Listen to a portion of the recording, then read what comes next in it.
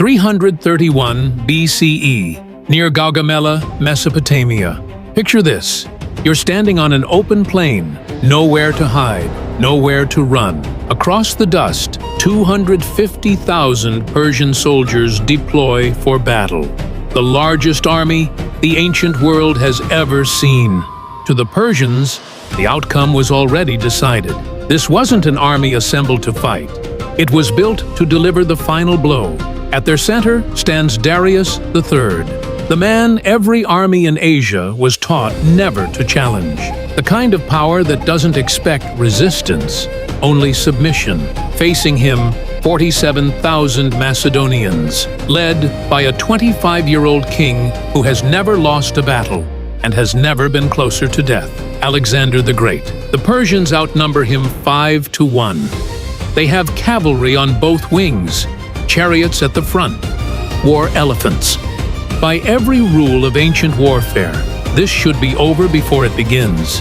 Now watch what happens. By sunset, the Persian Empire will collapse, and the King of Kings will abandon his men and run for his life. Alexander will become King of Asia. How did an army that should have been erased end an empire before sunset? By the end of this video, you'll understand how the impossible happened and why it changed history forever. If this is the kind of history you enjoy, consider subscribing. To understand why Gaugamela mattered, you need to understand one thing first. Alexander fought every war as if there would be no second chance. In 334 BCE, he crossed into Asia with just 35,000 men, not to negotiate, not to test the waters, but to punish Persia for invading Greece and prove that Macedonia ruled the battlefield. At the Granicus River, he didn't hesitate. He led a cavalry charge straight into Persian forces, nearly dying when an axe split his helmet. He survived, and Persia broke. A year later, Issus. This time, Darius himself came to stop him. The battlefield was narrow. Persian numbers meant nothing. Alexander saw Darius, charged directly at him, and the King of Kings ran. He left behind his family, his treasury, his army. Alexander didn't just win battles, he shattered authority. After Issus, the world began to tilt. Tyre resisted. Alexander erased it after 7 brutal months. Egypt didn't resist at all. They crowned him pharaoh. Every victory followed the same pattern: decisive, personal, final. But one man was still watching. Darius was still alive, still ruling the heart of the empire, and this time he was learning. By 331 BCE, there was nowhere left to run. This time, Darius chose the battlefield: wide, flat, endless. A place where cavalry could surround, where numbers could finally matter. Gaugamela. Darius believed Alexander's luck had run out, that one reckless charge wouldn't save him again. Alexander believed something else, that wars were decided by seeing the king and breaking him. But this time, doing that meant risking everything. And at Gaugamela, he was ready to do exactly that. September 30th, the night before the battle. Darius believed everything was finally in his favor. His plan was simple. The chariots would tear open the Macedonian line. The cavalry would crush the flanks. And when Alexander was exposed, the empire would finish him. In the Macedonian camp, some officers urged a night attack. Strike first, avoid the trap. Alexander refused. "I will not steal victory like a thief." He wanted Darius to see him, to face him, to lose in daylight. That night, Alexander walked the field alone. He studied the ground Darius trusted, and he saw exactly where the empire would break. October 1st, dawn. Look across the Persian line. This isn't an army. It's an empire daring anyone to stand against it. 250,000 men, drawn from every corner of the known world. Cavalry from Bactria and Scythia, riding since childhood. Infantry from Babylon, Media, Syria, India, different languages, different cultures, all forced into one command. At the front waited 200 scythed chariots, blades fixed to their wheels, designed to tear infantry apart. Behind them stood war elephants from India, living weapons meant to shatter formations before the battle had even begun. At the center sat Darius III, King of Kings, watching the plain he had chosen himself.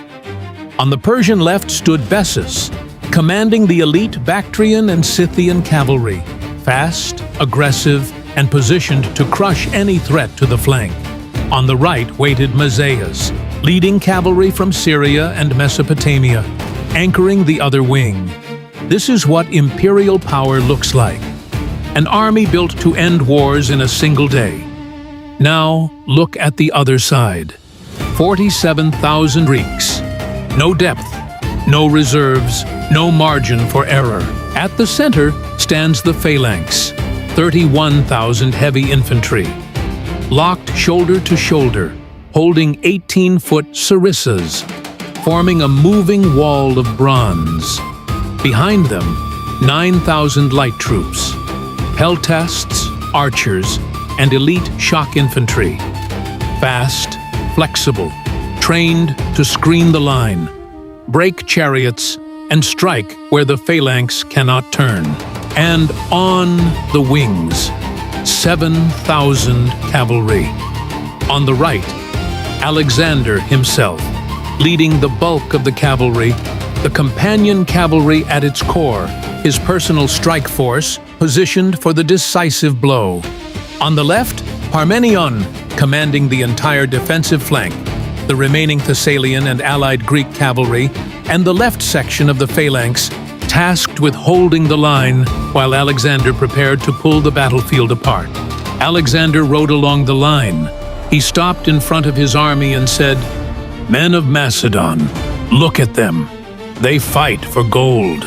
They fight because they are commanded. You fight because this ground is yours to stand on.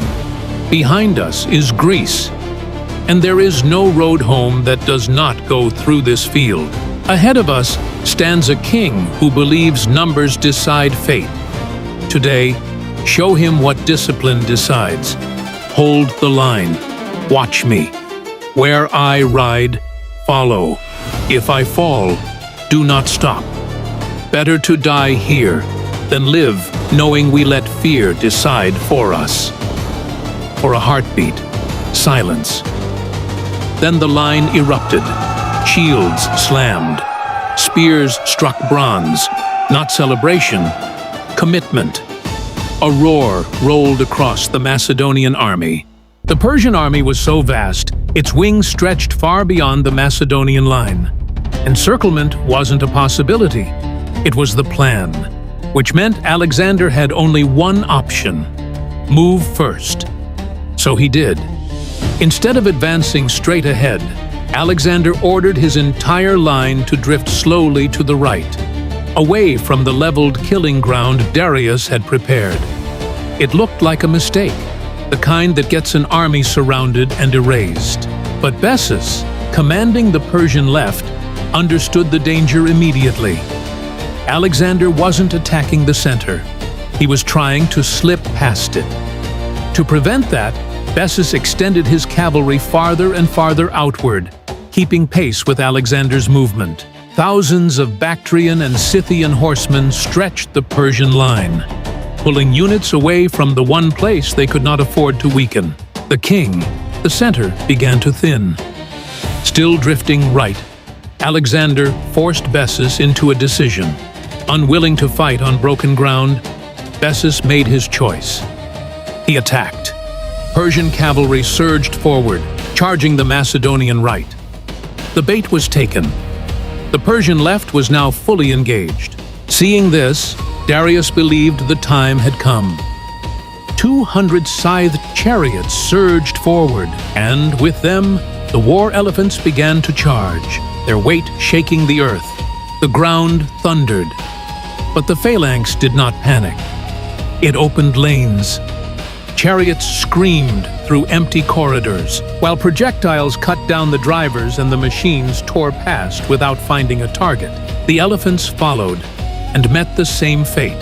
Harassed by skirmishers, blinded by spears, they staggered sideways into the gaps, where phalanx ranks closed and finished them cleanly. Darius's gamble collapsed in seconds. Meanwhile, on the opposite flank, Mazaeus hurled his cavalry at Parmenion, who fought desperately to hold the line. Seeing the chaos unfold, Darius ordered a massive charge of Persian infantry, tens of thousands pushing forward at once, a rolling wall of shields and spears driving straight into the center. The Persian army was fully committed.